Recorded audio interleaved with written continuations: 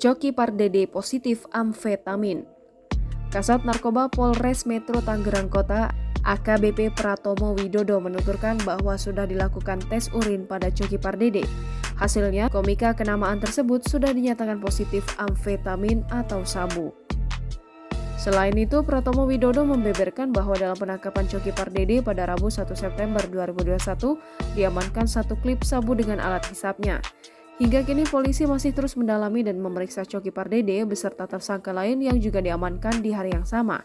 Sementara ini, polisi menduga bahwa Coki adalah pembeli dari seseorang bernama Welly yang diamankan di tempat lain.